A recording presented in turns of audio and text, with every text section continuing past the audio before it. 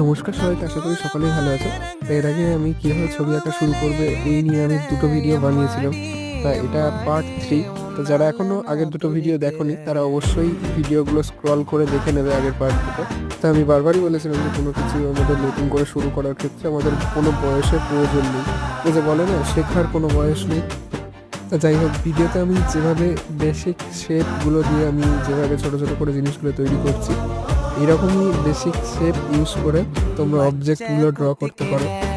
আমি জাস্ট কয়েকটা এক্সাম্পল এখানে দিচ্ছি। আরও যদি মাথা খাটিয়ে আরও বার করতে পারো বেসিক শেপ দিয়ে, তাহলে তো আরও ভালো হয়। শুরুতে নাম্বার ড্রয়িং বা নাম্বার দিয়ে বা অ্যালফাবেট দিয়ে বা এরকম শেপ দিয়ে এরকম ড্রয়িংগুলো করলে হাত অনেকটাই সেট হয়, ভীতিটা কাটে আমাদের আঁকার ক্ষেত্রে।